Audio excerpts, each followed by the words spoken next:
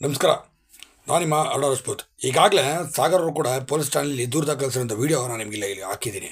ಈ ನವೀನ್ ವಿರುದ್ಧವಾಗಿ ಈಗ ಪೊಲೀಸ್ ಠಾಣೆಯಲ್ಲಿ ಸಕಲೇಶಪುರ ಪೊಲೀಸ್ ಠಾಣೆಯಲ್ಲಿ ಕೂಡ ದೂರು ದಾಖಲಾಗಿದೆ. ದಯವಿಟ್ಟು ಪೊಲೀಸ್ ಇಲಾಖೆ ಮೇಲೆ ಸಾಕಷ್ಟು ನಂಬಿಕೆ ಇದೆ. ಈತನನ್ನು ಮೊದಲು ಅರೆಸ್ಟ್ ಮಾಡಿ ಈತನ ಮೇಲೆ ಅದೇನಿದೆ ಪ್ರಕರಣ ಫ್ರಾಡ್ ಕೇಸನ್ನು ದಾಖಲಿಸಿ ಅವನು ತಗೊಂಡ್ಕೊಂಡಿರೋಂಥ 3 ತಿಂಗಳಿಂದ ಹೆಚ್ಚುವರಿ ಮೊತ್ತವನ್ನು ಸುಮಾರು ಲಕ್ಷಾಂತರಗಳಲ್ಲಿ ವಸೂಲಿ ಮಾಡಿದ್ದಾನೆ. ಆ ದುಡ್ಡನ್ನು ತೆಗೆದುಕೊಂಡು ಸರ್ಕಾರದ ಸುಪತ್ತಿಗೆಗೆ ವಹಿಸಬೇಕು ಅಂತ ನಾನು ಕೂಡ ಈ ಮೂಲಕ ಕೇಳ್ಕೊಳ್ತೀನಿ. ನಿಜಕ್ಕೂ ಇವನದ್ದು ದೊಡ್ಡ ಫ್ರಾಡು. ಇಂಥ ಫ್ರಾಡ್ಗಳಿಗೆಲ್ಲ ದಯವಿಟ್ಟು ನಂಬ್ಕೊಂಡಂತೂ ದಯವಿಟ್ಟು ಯಾರು ದುಡ್ಡು ಹಾಕೋಕೆ ಹೋಗಬೇಡಿ. ಇವನು ಈಗಾಗಲೇ ಸರಿಯಾದ ದುಡ್ಡು ಮಾಡ್ಕೊಂಡ್ಬಿಟ್ಟಿದ್ದಾನೆ. ಇವ್ರಿಗೆಲ್ಲ ಕಷ್ಟಪಟ್ಟು ದುಡಿಯೋದಕ್ಕೆ ಭಾಳ ಕಷ್ಟ ಅನಿಸುತ್ತೆ. ಅದಕ್ಕೆ ಈ ಥರ ಬೇವರ್ಸಿ ಕೆಲಸ ಮಾಡ್ಕೊಂಡು ಅರ್ಜುನನಂಥ ದೇವರಂಥ ಸಮಾಧಿಯ ಆ ಆನೆ ಲದ್ದಿ ತಿನ್ಕೊಂಡು ಬಿದ್ದಿದ್ದಾನೆ ದರಿದ್ರದವನು ಇವನು.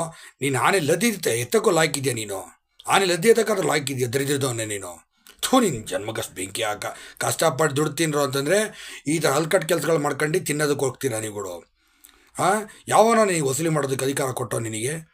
ನೀನು ಒಂದು ನೀನು ನೇರವಾಗಿ ಬಂದು ಹೇಳೋ, ಇಂಥ ಅಧಿಕಾರಿ ಹೇಳಿದ್ರು ಅಂತ ನೀನು ತಾಕತ್ತಿದ್ರೆ ಬಂದು ಹೇಳೋ ನೋಡೋಣ. ನೀನು ಯೋಗ್ಯತೆಗೆ ಅಷ್ಟು ಬೆಂಕಿ ಹಾಕ.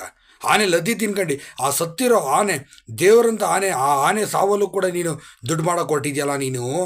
ಏನೆಂಥ ಕಚಡ ನನ್ನ ಮಗ ಇರಬೇಕು ನೀನು.